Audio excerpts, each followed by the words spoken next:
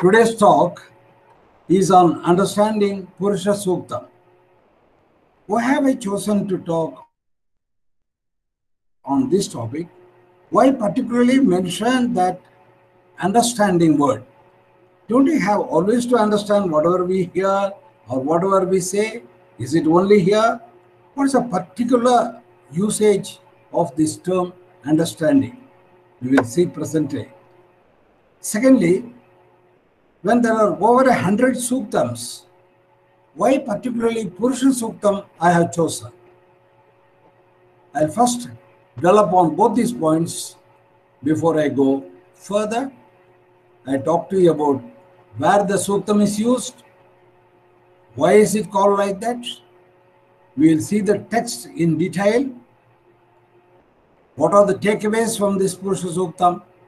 And if you have any questions, I will try and answer them. Well, let's start with understanding Purusha Suktam, what we mean by that. Vedic literature has a speciality about it. It is intrigue and has its own style. Sometimes what is said when taken literally is confusing and not straightaway understood. For the intended meaning is deeper than what strikes the eye. For example, the Purusha Suktam starts with Sahasrasirisha Purushaha. The meaning conveyed by the word is literally Purusha has 1000 heads. This is called Vachya Artha. Vak, Vachya Artha. The meaning literally. On the other hand, the intended deeper meaning is the Supreme Brahman or the Purusha is dwelling in thousands of his creation. This is called Lakshyartha. That is bringing out the intended hidden meaning behind it. Secondly, in a number of places, Vedic statements are cryptic, too brief to understand. For example, in Taittiriya Upanishad, Satyam Jnanam Anantam Brahma. Satyam Jnanam Anantam Brahma. In another place, Rasovai Saha. These are statements on which you can spend hours explaining it. So much of depth given in cryptic 3 or 4 words. No Nigandu. Nigandu is a dictionary in Sanskrit. No Nigandu can give you the full comprehension. Thirdly, sometimes a figure is mentioned to convey the quantum or measure of a particular phenomenon. This does not refer to the mathematically exact figure, but only gives an idea of proportion when compared to the whole. For example, Padosya Vishwa Bhutani, which means literally 1/4 of him became the universe or the universal beings. What is intended is that the Lord has not exhausted himself in creation, but only a small portion of his he used to create this gigantic universe. He created this universe and remained much more as the divine being. Or sometimes again, a mention is made to represent the entire family or group of similar ones. Instead of describing each and every part, every word, one particular member is mentioned which is similar to etc. Paschat Bhumimato Puraha. Afterwards, he created Bhumi, and then he created the earth, and then he created the cities. It doesn't mean he created only the earth and the cities. It means, like the earth or Bhumi, the five great elements, Panchabhutaha, he created. Similarly, Pura in Sanskrit refers to human body. Like human body, he created many other bodies of animals, birds, plants, mobile, immobile, etc., etc. So these two words, Bhumi and Pura, do not reflect only the Bhumi or Pura. It reflects and the like, members of that category.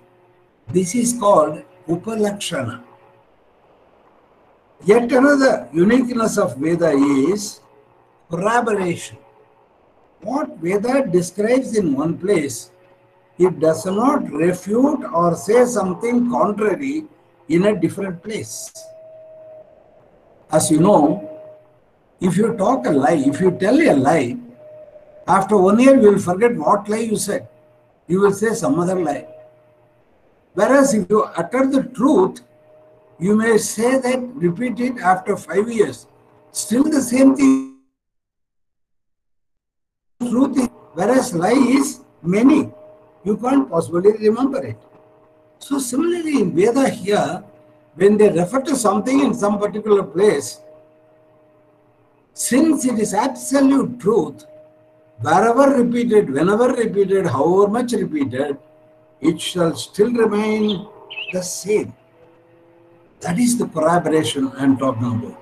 The same thing, wherever, whichever place, that particular issue is discussed. Because of this brevity of expression, uniqueness, intrigue style of the literature, creating apparent confusion in the minds of those who are not able to comprehend, Veda has to be learned from a learned guru only, because he will bring the full impact of the statement to the understanding of the student. This is what I meant by understanding Purusha Suktam. Don't go by the literal words used, their literal meaning, but go into the depth. What do they mean by that particular word? That is understanding, that is comprehension, which takes into account the Upalakshana, Lakshyartha, the need of elaborate explanation with examples, the noting of corroboration, etc., etc., which you can have only at the feet of a guru. Studying of Veda is not like reading a novel. It is a very focused activity aided by a very competent guru. So that's what I meant. When you read Purusha Suktam, read it with the help of somebody who is knowledgeable on it.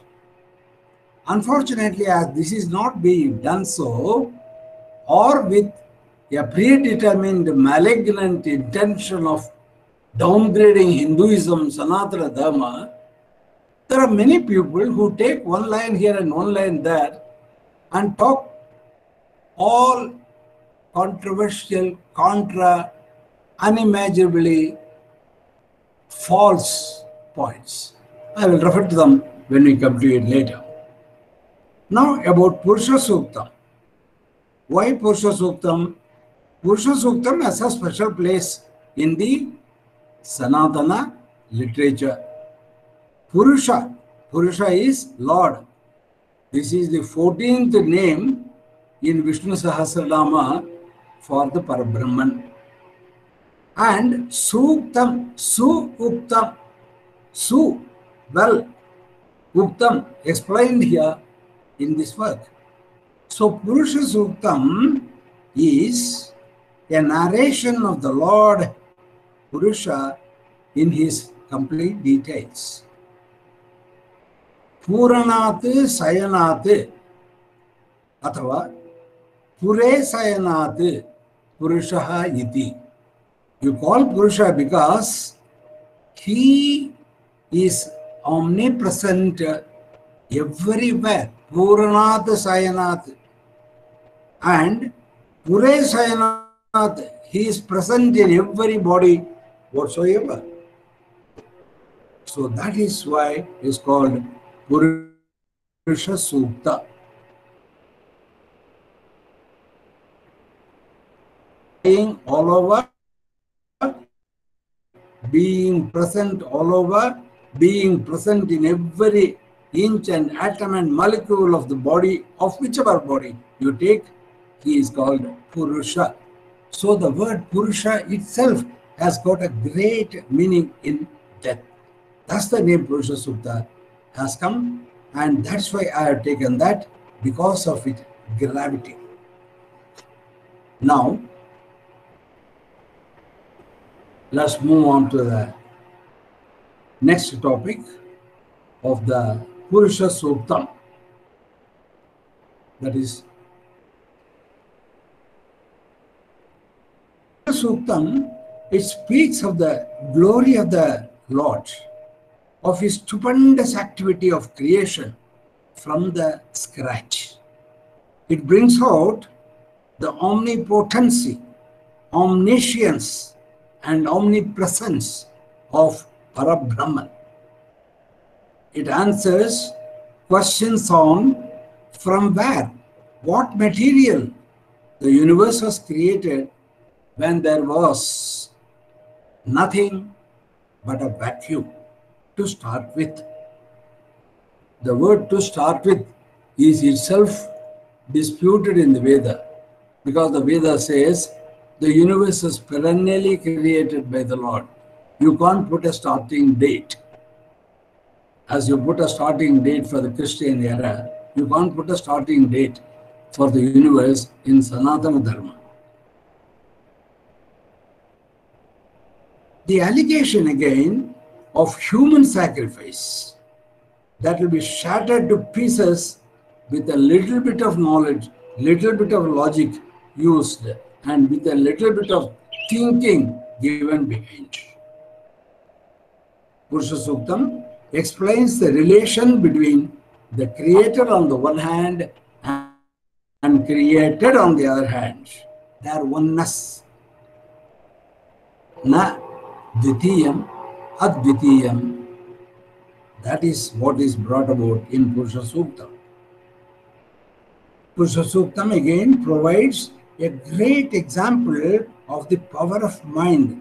What mind can do, what wonders it can do, what great things it can do with mere meditation, mere willing. I am very happy that I am speaking to a forum which is for study and meditation. Very aptly chosen name for the group. Mind has got enormous power. It can do so many things. Our Shastras say you can win over anything by sheer focusing, concentrating of the mind. The very Srishti, a few slokas later, we will see is the result of meditation, is the result of the power of the mind of the Supreme Being, Parabrahman. So this is a great treatise on the power of the mind. Purusha Suktam again is the most ancient law on division of labor. I am a management student, management professor. When I was a student, I was taught that division of labor was brought about by Western management thinkers. I entirely disagree.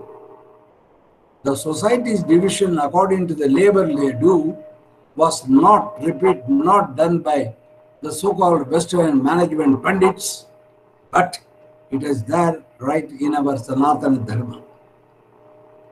Since it doesn't suit them, it has been misinterpreted by those who are against Sanatana Dharma. I will come to it a little later. I'm only giving you a preview.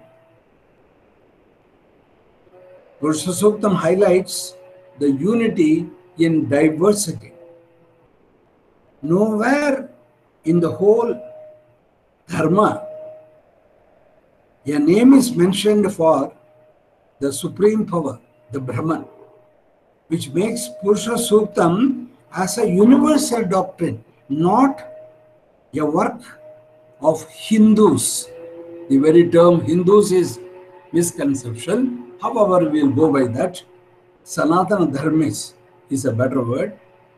So in Veda, nowhere the Brahman has been given a particular name. This is because Brahman is common to the entire universe. You can call him by any name you like. Ekam Sat Vipraha Bahuda Vadanti. The truth is but one. You call it by different names. I am just one man, but I am called daddy by somebody. Hi friend, hi yaar by a friend. Sir by my subordinate. And a professor by my students. By that I do not become different. I am just one man with different names. So is the name for Parabrahman given in the Sanatana Dharma, wherever it is given on a specific context. But otherwise, there is no single name given for the Brahman, and therefore, Brahman is common to all. He is, call him Muhammad, he is Parabrahman. Call him any name, he is the Brahma, and therefore Sanatana Dharma is applicable to the entire world, not just for Hindus. God is just one, just one. Let me tell you a story.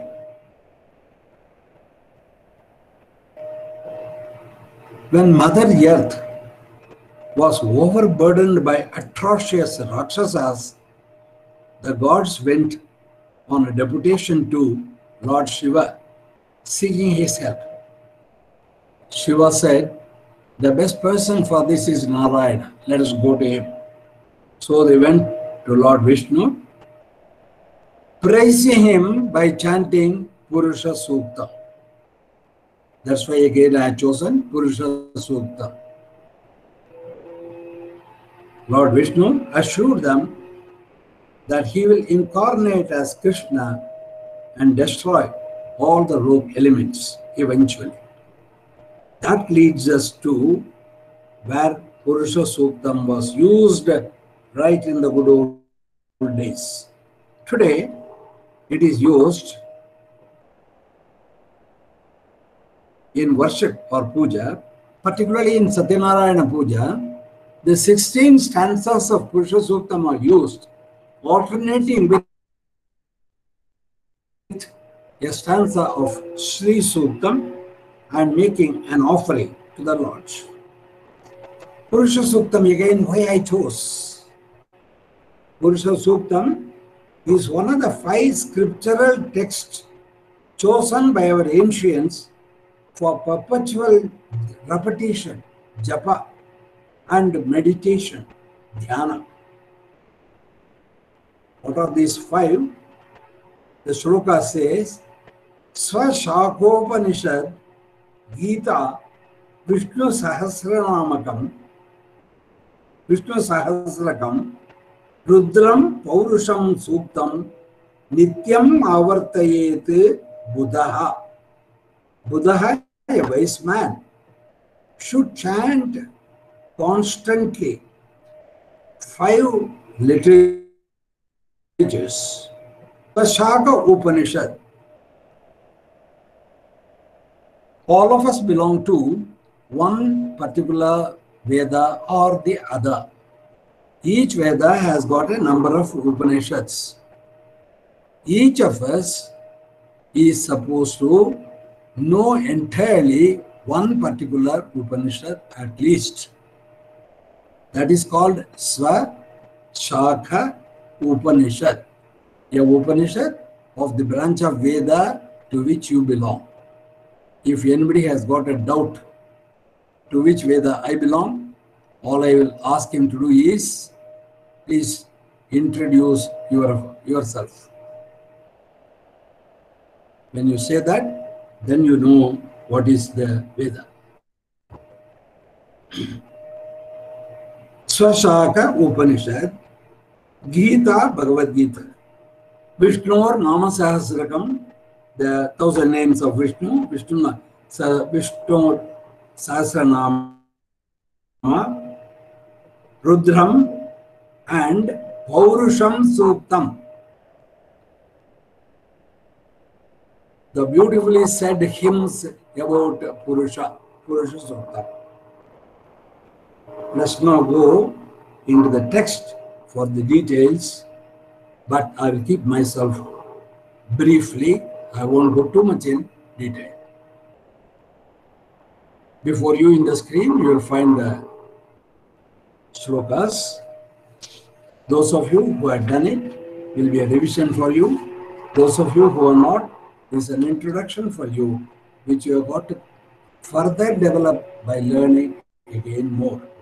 I do not claim to tell you, teach you completely, fully the Purusha Sukta. Right.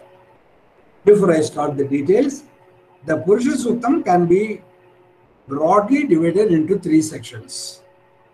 Section 1, Shlokas 1 to 5, explains the relation between the creator and the created. In Rig 5, your shloka is called a Rukya. Rig 5 gives very briefly the primary creation of Prakriti and Purusha. Any problems? Right. That is Rigs 1 to 5. Section 2, I will take Shloka 6 to 15 and leaving 16, 17, 18 also. Because this gives a complete description of the creation. What I left the Shloka 16 and 17, I take it as section 3 because they are the commentary of the sage Narayana who received this suktam from the God directly in his meditation. The very name seer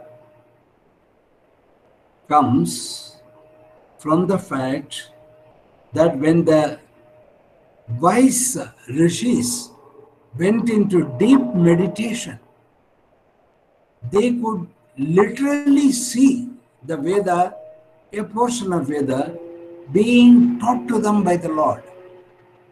They could literally visualize the whole thing. And the memory in those days was so tremendous that the rishis could remember it very well. And when they came out of the dhyana meditation, they taught to their disciples. And the disciples, on their part, taught to the further disciples. That's why they are called the seers. See, one who sees. Seers, rishis. Right. If you have any doubt about this, I will tell you. You have a particular problem. What do? Close your eyes and think for a few minutes. What is the problem? How to get out of it? Believe me, you do get what action you should take in your minds. You may or may not do it, but you do get the intuition of what to do. That is the God's words. The Vedas came like that.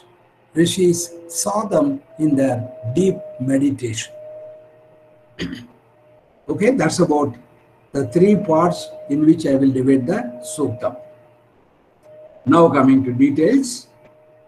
Details in brief. Paradoxical, isn't it? The details in brief. Let's start with section 1, which talks about the relation between the creator and the created. That one, Om Sahasra Purusha Sahasracha Sahasrabad Sabhumim Vishyato Vritva Atyadishtadasangulam. In this shloka, we are told that God is the indweller in the thousands of his creation. After creating the whole of which he has not exhausted himself, he stood over and above all that too. The 1000 word used here, Sahasra Shirusha Purusha, is a Upalakshana. It is an indication. It is a representative figure standing for the actual figure. The actual figure is too large. But 1000 is used because we know 1000 in the normal parlor is a big number. So it is a Upalakshana. Unfortunately, ignorant people who do not know this, or people who know it and who want to intentionally criticize Sanatana Dharma, use it, interpret it differently. They say, look at this, their Lord has 1000 heads. Well, my dear sir, if my Lord has 1000 heads, he won't have been as a Lord, he would have been kept in a museum. And also, if he has got 1000 heads, naturally for each head there will be 2 legs and 2 hands. So he should be having 2000 legs and 2000 hands. But what does the very second word say? Sahasra Aksha Sahasrapat. He had 1000 eyes and 1000 legs. You mean to say my ancient Rishi was such a fool that he didn't know that a man had 1000 heads, but he had only 1000 eyes and 1000 feet? Let's not attribute that much of arrogance to ourselves. It only goes to show that this word Sahasra is a Upalakshana. God created so many beings and went into all of them. Tat Srishtva Tadeva Anupravisat. Taittiriya Upanishad. After having created the various bodies, the Lord entered into them. Therefore, that criticism is malicious, purposely done. Trip 2, Purusha Eve Sarvam Utanya Chabhavyam.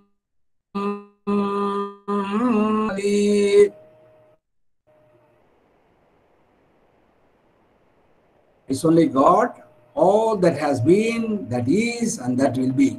He is immortal. He keeps on taking birth and death repeatedly in the human forms.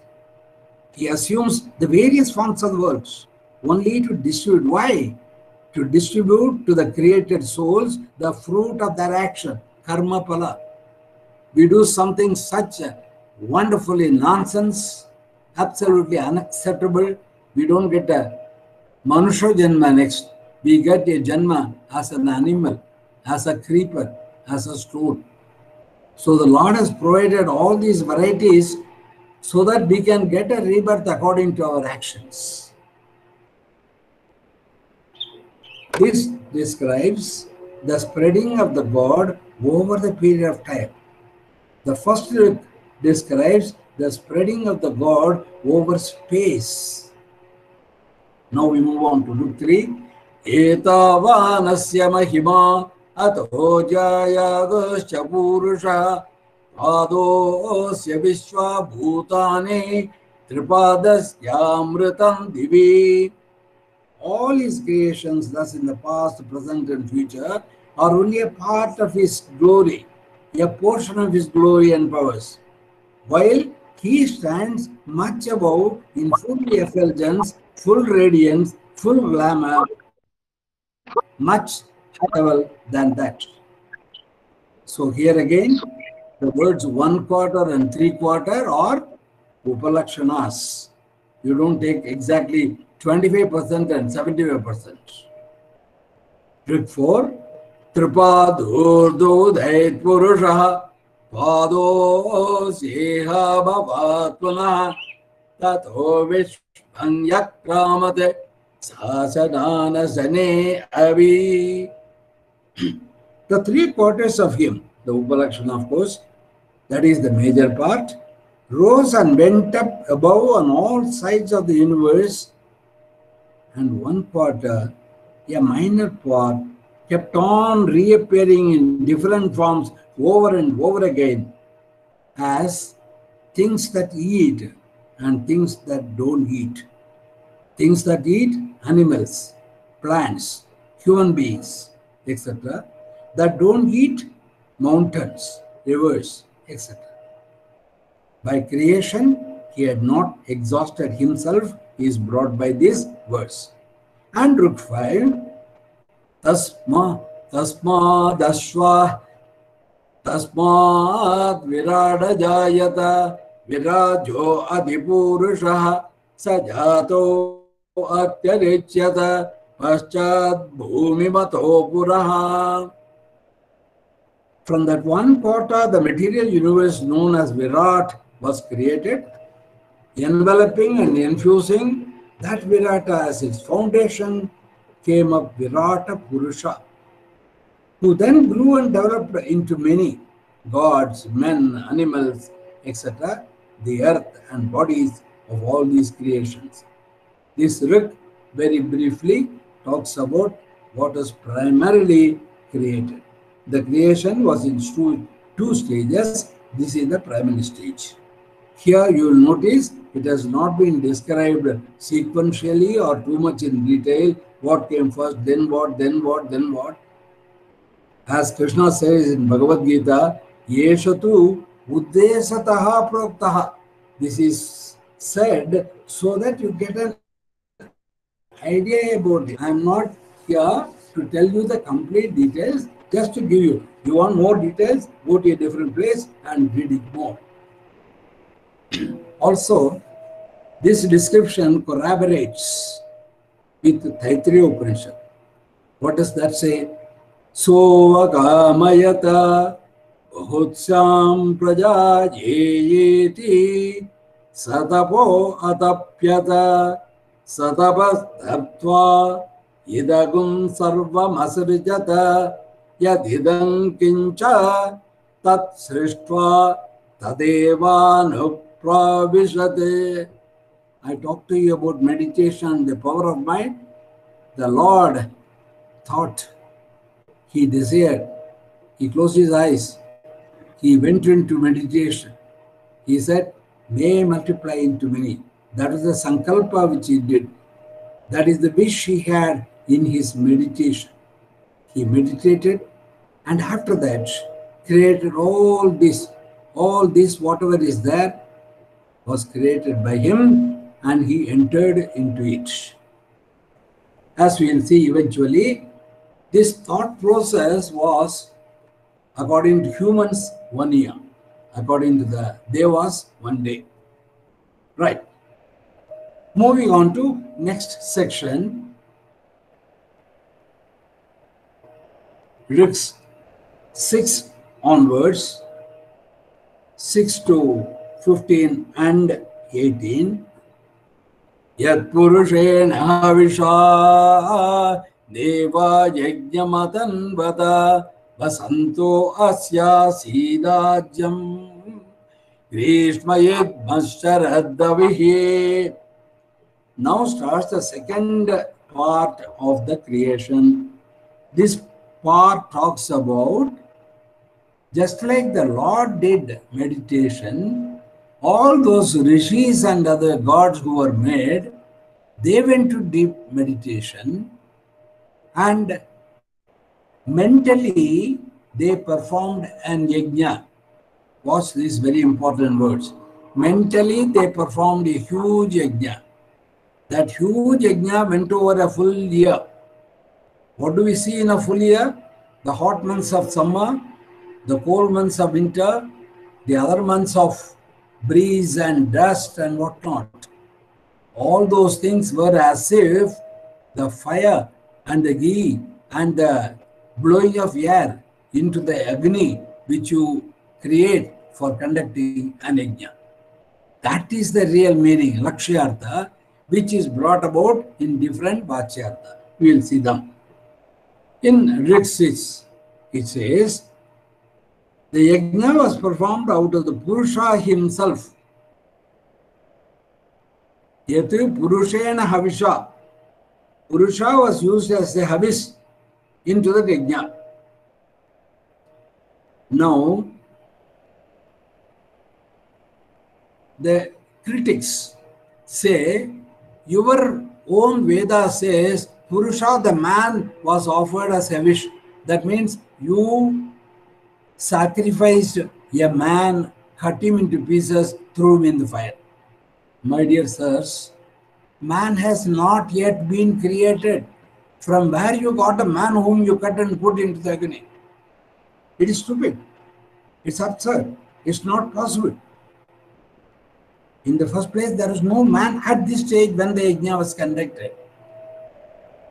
So the Lord brought out every yajna samagriya, all those items required for the yajna, from out of himself.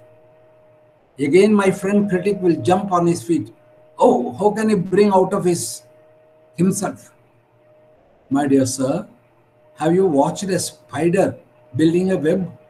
If a spider can bring out that stuff from his own mouth and build a beautiful net, a huge net, the Lord who created that fiber, that spider, can't he create?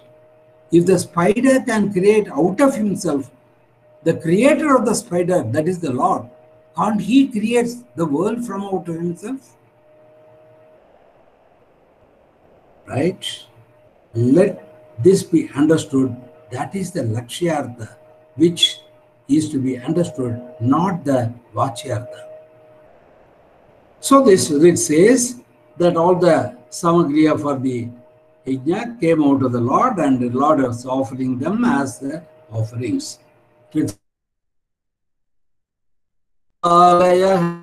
Sapta samidakೃತಾಃ devajat yajnam tanvanaಃ abadhan purusham pasum.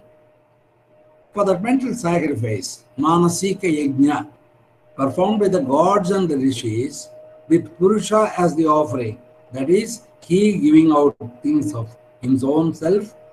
The Vedic meters, Jagati, Brihati, Gayatri, Ushnik, Pankti, Trishtup, Anushtup, etc., they were all symbolically used as the darba. You might have seen around the fire they keep 2 plus 2 plus 2 and 1. So these darbas were kept as the protective elements. The sun was the 8th protector, where it is 1. And then 21 items. The 12 months, I said, it carried on for 1 year, which is 12 months, 5 seasons, 3 worlds under sun. They were the samitis. Samits. Samit is the stick which is offered into the fire. Repeat. Tam yajnam barihi shiprokshanne purushan jatamagratah tena deva ayajanta sadhyarshayaschaye. Thus did the Devas and Sadhyas and Reyas perform the mental sacrifice of the firstborn, Purusha, sprinkling holy waters on him, because whatever you offer to the Agni, you purify it by prokshana and offer it, and thus immolated mentally the Purusha himself. My dear sir, not the man. Look 9. From now to slokas 17, slokas 11, 12, 13, 14, 15 and 18. Up to that, the secondary Srishti is being explained. Number 9. Tasmad yajnat sa bahutah sambritam prashadajyam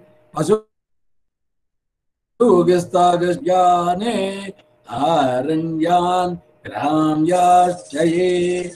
Tasmat yajnat sa bahutah trijasamani jajnire andagum tijajnire tasmat yajustasmat rajayata tasmat ashva ajayanta eke chobayatataha bhavo hajajnire tasmat jata ajavayaha Purusham Yadaduho. We'll continue that up to this.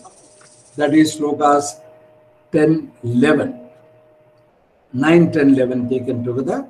The Jagat Srishti is being described. From this sacrifice, what all came out, what all were offered as Ahuti we have seen. Now what came out of it? It came out the curds, ghee, animals which roam in the air, birds, In the forest, wild animals. In the villages, domestic animals. Curds and geese again are upalakshana. Upalakshana for all the items which we use as food. Nourishing items. Bhogajatam. So it is again upalakshana. In Ripton we saw, thus arose the mantras that were later classified into the 4 Vedas and the Vedic meters.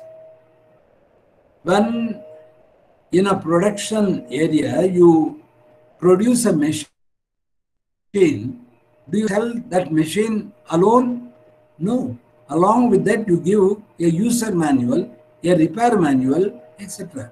Overall manual, so that in case there is any difficulty with those machines, how to repair them. In the same way, when Lord created the human beings, He knew very well that this human being will do all sorts of things and will become wicked, will fall ill. Therefore, He also gave a manual. That manual is Veda. Veda is nothing but Iha Para Sukha Sadhana. How to live happily on this earth and in the world beyond.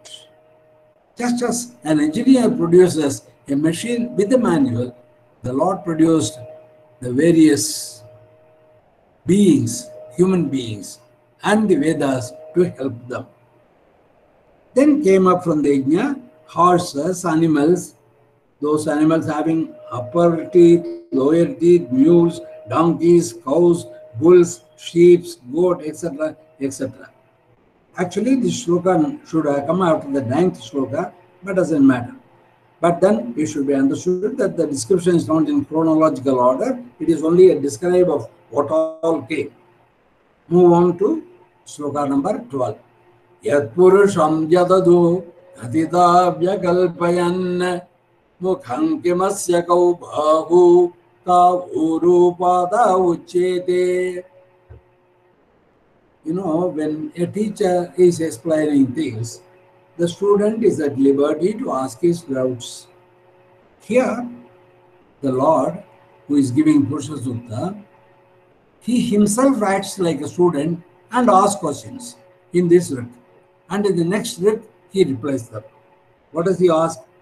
Typically in the Guru Shishya Parampara, that Lord Narayana, or here the sage Narayana, who tells us the story.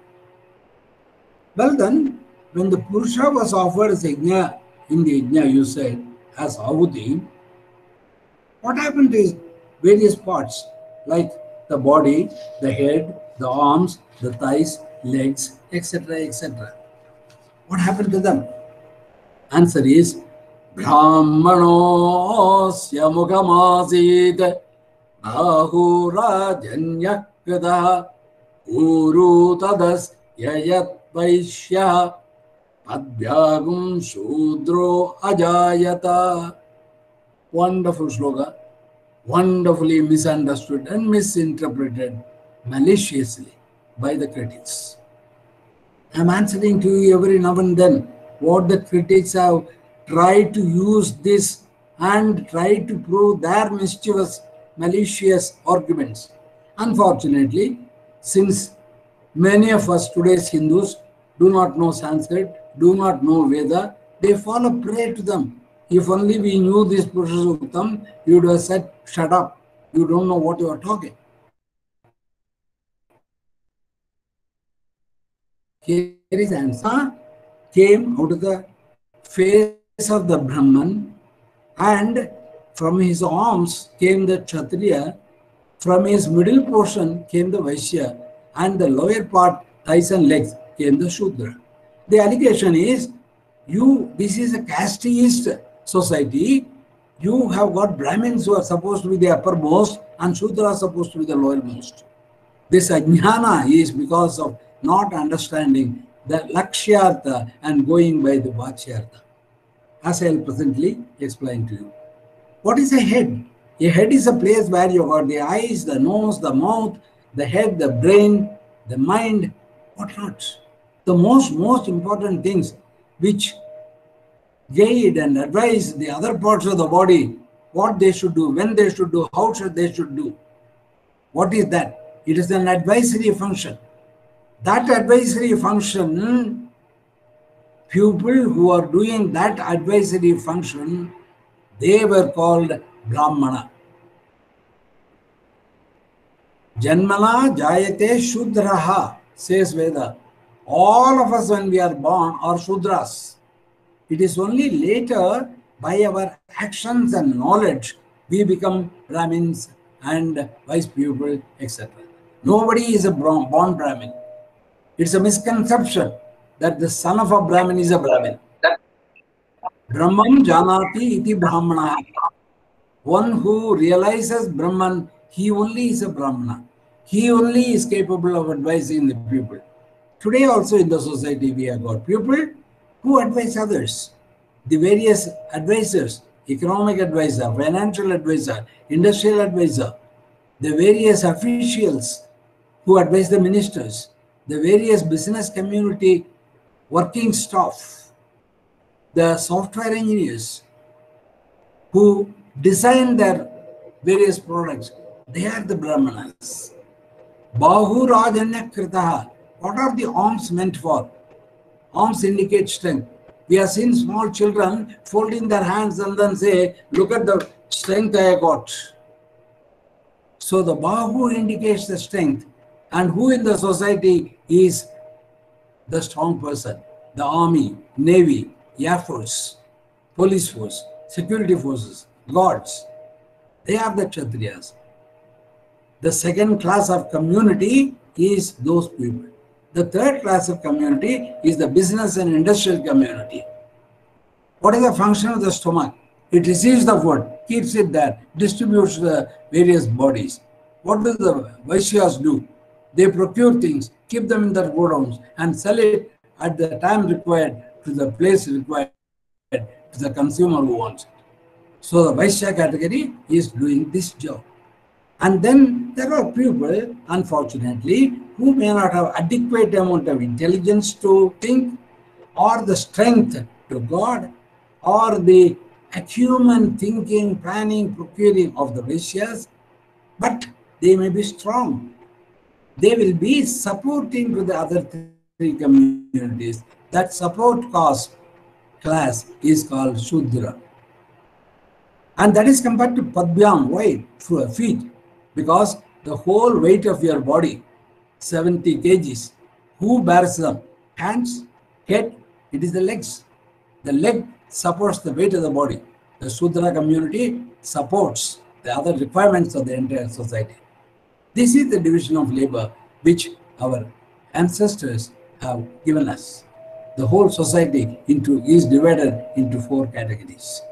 This is the one which mischievous people use against Sanatana Dharma.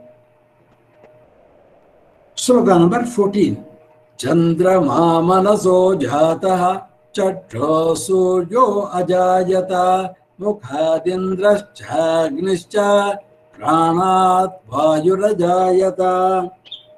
Continuing, from the cosmic mind of the Lord came the moon. From the cosmic eyes came the sun. Eyes are powerful, the ones which see the whole world. The ones which enable you to look at things and say what is what. From the face, the gods Indra and Agni. From his life breath, the wind.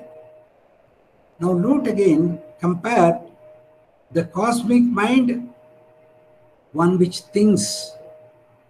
Sankalpa, Vikalpa are the functions of the mind. Sankalpa, planning to do something, working on it. Vikalpa, having doubts on it. Look at the moon. It has got one period of growing, another period of decreasing. That is, like a mind, it also builds up into beautiful light and later reduce, coming to a complete darkness. So, the mind is compared to the moon. The mind, from the mind of the Lord came the moon, bringing the same qualities of the mind. Similarly, the eyes, bringing the same quality of the eye. What is the quality of the eye? If we close the eyes, what can we see? Nothing. If Surya is not there, what can you see? Nothing. So the equivalence of their characteristics is brought out here. Mukhad Indrascha Agnischa, Indra and Agni, the powerful man and the courier for the worlds. And then Pranati Vayuhu, from the breath of the Lord came the breath of you and I. Sloka number 15. Nabhya asid antariksham Sheshnodhyau samavartata Advyambu mirdeshas Shrotrade Tatha lokagum akalpayan. In the 15th say, from the cosmic continuing the 14th sloka, from the navel portion came the space between the earth and heaven. From the head, the heaven came. The legs, the earth came. The ears, the directions came. And the various creations came. Sloka number 18. Why I take 18 is, the creation is continued in Sloka 18. The sage Narayana who heard it was so much overwhelmed that he started praising. Hold on, my dear sir, still some more is left. So the 18th sloka.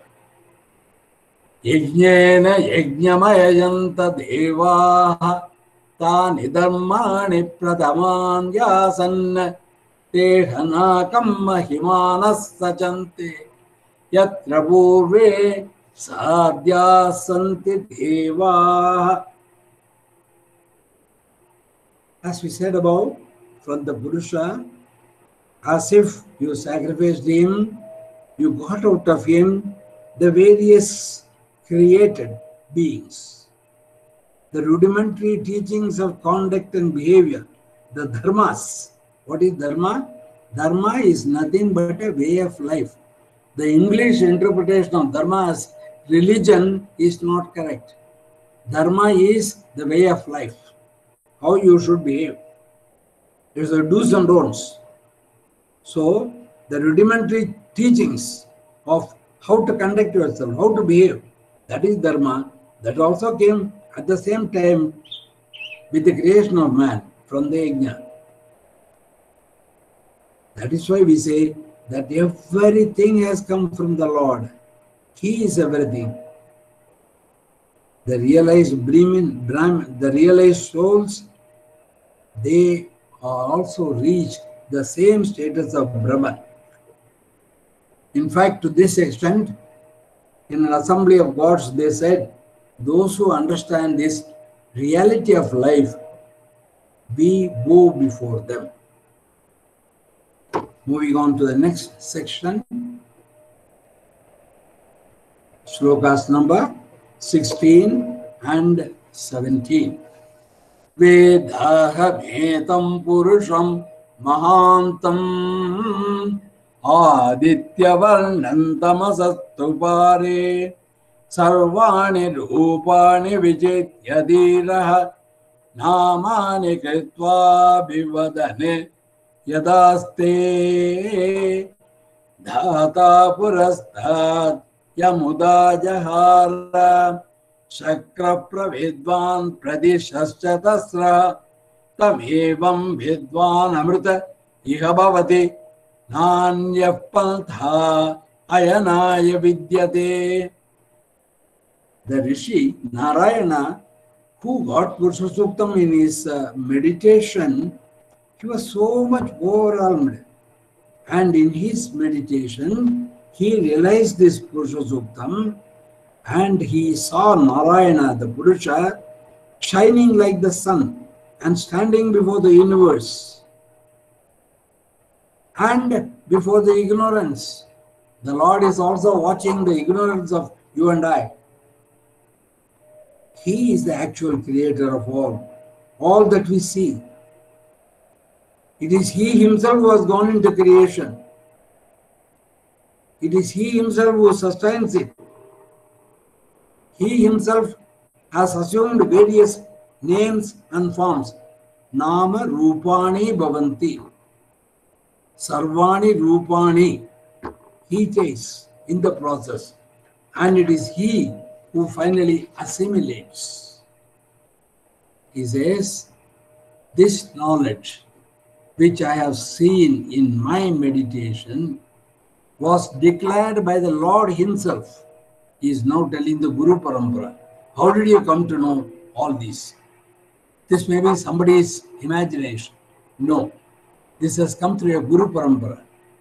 He says, the Lord declared this to the first Brahma, Prajapati, who taught it to Indra, and Indra taught it to others, and so many rishis, they taught to their students.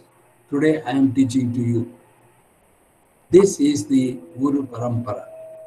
Is Bhagavan, the sage Narayana says, one who realizes this truth by upasana, by meditation himself.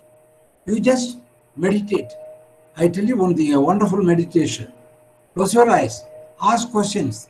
From where this came, from where this came, how did it come? So many things happen. Why do they happen?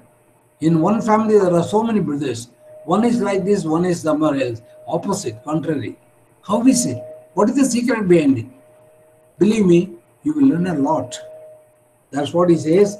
By realizing this truth, by upasana, one attains immortality, even in this world. And he says, there is no other alternative but for meditation in this world if you want to be a realized soul. So far is Purusha Sukta part 1. There is a second part to Purusha Sukta also. It is like a good teacher, after having taught a very complicated lesson, summarizes it into very, very brief context and then talks about it. That is what is done by Sage Narayana in part 2. Adhyas sambodha prithivyairasacha Vishwakarmana samavattathadi tasya tvashtha vidadat rupamedi tat purushasya vishwamaja namagre vedahametam purusham mahantam adityavarnan tamasasparastad tamevam vidvan amrita iha bhavati nanya pantha vidyate ayanaya prajapati charati garbhe antah ajayamano bahuda vijayate tasya dirah parijananti yonim marichinam padamichanti vedasaha yo devebhya atapati yo devanam purohitah purvo yo devebhyo jatah namo ruchaya brahmaye rucham brahmam janayantah deva agre tadabhruvan yastvevam brahmano vidyat tasya deva asanvashe Richate Lakshmi Chapatnyau Ahoratre Parshve Nakshatrani Rupam Ashvinau Yatam Ishtam Manishana Amum Manishana Sarvam Manishana. In these 6 shlokas, Sage Narayana summarizes and comments. Look, 1, Adbhya Sambodha, describes the creation in a nutshell from the primary waters, primal waters, and the hard earthly core, which is on the top of waters. When you heat milk, boil milk, what happens on the top? A hard layer is formed. Similarly, even when you heat water, the dirt underneath comes up. They settle down later, but initially they come up. So that's what you mean by the earthly core. So, Prakriti was created, Purusha was created. The Virata Purusha came up from that, supporting that. The second book says it's a declaration of Narayana sage that by meditation he has realized this great Purusha. Third, the formless God who moves around within this universe in the form of all, himself being birthless. The wise who understand the mystery, this mystery of how he does so, they reach the exalted state of Brahma himself. Elsewhere, it is said in Upanishads, the Lord is there inside everybody. A good saint Mahatma and a killer Godse. He is inside the teachers, inside the rogues. He is inside the rulers. He is inside the rapists and murderers. He is everywhere. In everyone, he is present. This irrefutable fact is understood by really those who are wise. And those who understand this, that everything is Brahman, they become equal to Brahman. Upanishad says, Brahmavit Brahmaiva Bhavati. In Rig 4, Narayana says, I salute that Parabrahma who was born before the Devas and who gives the illumination for the entire universe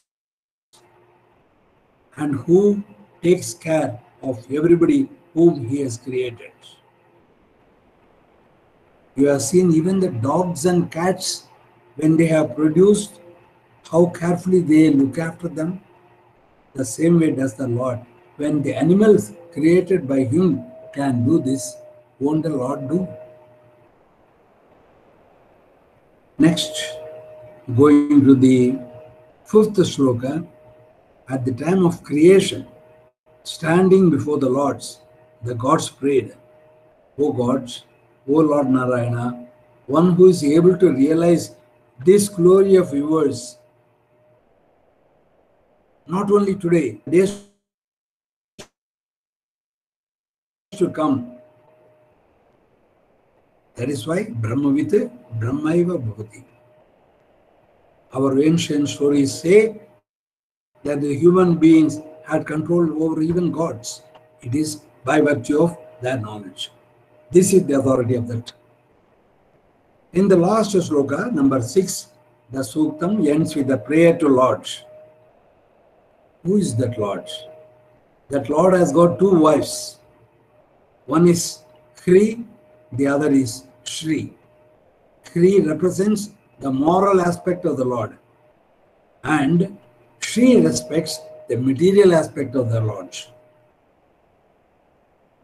The moral aspect, the intelligent aspect, the spiritual aspect, Hri, and the material aspect, that is Shri, power, glory, wealth, etc., which in creation is used as Naimittika Karana. The moral aspect is used as Naimittika Karana, that is the intelligent aspect of creation, and the other, Shri, is used as the material cause of the creation,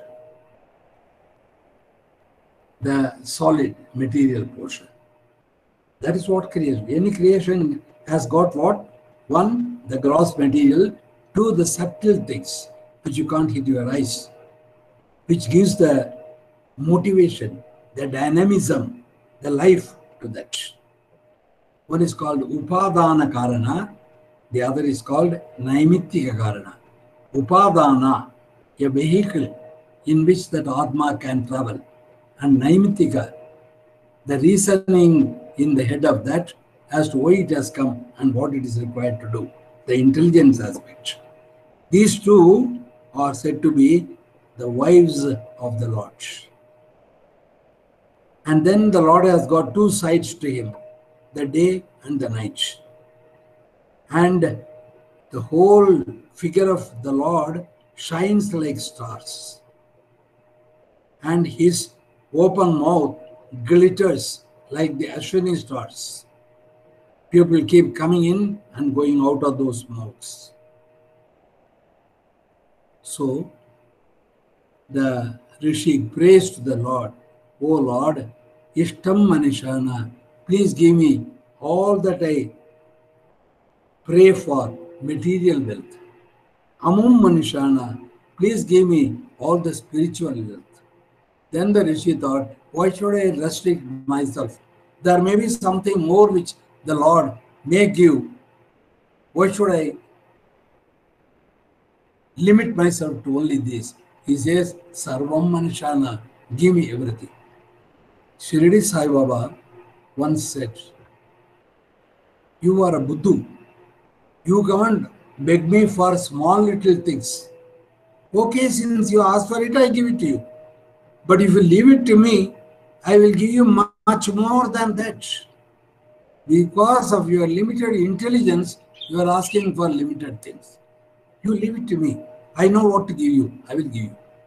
So that is what he means by Ishtam Manishana, Amum Manishana is limited request. Sarvam Manishana, everything, my dear Lord, I do not know what I want. You give me. Ends. Don't you think? Such a great literature,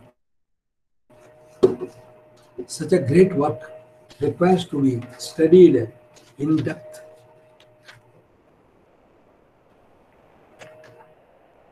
Right. I have a few more points before I close. Let me take them up. So we have seen, what have we seen in this Purusha Suktam?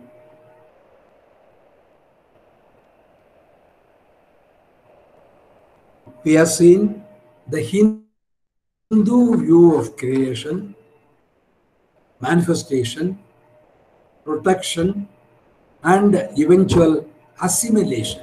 I don't call it destruction, I call it assimilation. The Lord, whatever He is created and allowed to live, takes it back, means within Himself. And during the time that they were present, that creation had plenty of forms. And He created, and He has not left it for its own mercy. He, with a gracious heart, entered into it, stayed within Him, and guided him. Tat srishtva tadeva anupravisad.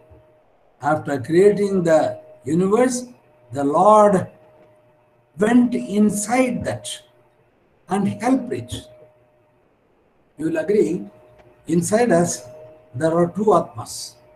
One Purushatma, one Jivatma. The superior Atma is Akarta, Abhokta. It doesn't do anything, it doesn't enjoy anything. For that Atma, everything is same. It doesn't make a difference. Whereas it is the Jivatma which gets tempted by the offerings of the world, attachments of the world. It's like the two birds in Kathopanishad, where one bird sits on the top of the tree and watches the lower branch tree, which keeps on plucking into all the leaves and the fruits, and it enjoys the taste. It eats more and more. It gets stomachache. It suffers. Then it says, I am suffering so much here. There up, that bird is very happy. Why? What is the secret? So it goes up. What does it mean? Goes up spiritually, elevates the creation, elevates itself. As it goes nearer and nearer God, the attachments fall off. And eventually, when it reaches the same branch by the side of the bird, Sayujyam, it becomes one with the Lord. Brahma with Brahmaiva Bhavati. Now, What are the takeaways from the Purusha Sukta? About 5 or 6 we will see before we close. I told you, talking of the 1,000 heads is absurd. It only shows the takeaway is Sarva Vyapatvam, the presence of the Lord everywhere, universal presence. The second absurdity is sacrificing the human being. We saw human being was created much, much later than that yajna. At the time of the yajna, there was nothing except Prakriti and Purusha and the Sadhya Rishis. That's all. They all did a mental sacrifice, mentally offered things. I don't have to give you proof. Mentally, how much of planning we make, mentally, how many materials we acquire, don't we? You have heard that wonderful story of a dosa maker. He says, I'll sell dosas, today I'll get 10 rupees profit, tomorrow I'll get 50 rupees profit. He keeps on going, then I'll become so rich, I'll marry a girl, she will talk nonsense, I'll kick her. So he kicks and all the dosa batter falls down. So when you can in your imagination create so many things, why can't the Lord create? Be logical. That is another takeaway.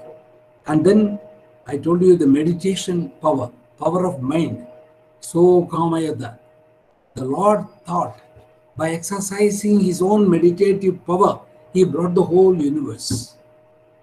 And then the interrelation between the Lord and the ultimate creation.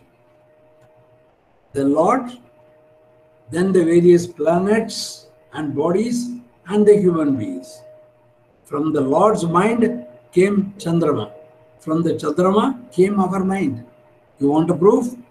On a full moon day, Purnima day, the mind of the people becomes uncontrollable because the moon has got a direct effect on the mind. Chandrama manaso jata. Manaha Chandramasa jata. That is the interrelation between the Lord and us. The corroboration theory also, I said, there are a number of Upanishads which talk about creation. There is no conflict between what they describe. Yes, the difference lies in the details that you go. And Purusha Suktam emphatically asserts, Purusha eveda idagum sarvam. Purusha eva idagum sarvam. Idagum is the Vedic way of saying idam. Purusha eva idam sarvam. Idam sarvam. Yat kinchate tvam pasyati. Tat sarvam. Ye Purusha eva. The Lord alone. That's the main teaching of Purusha Sukta.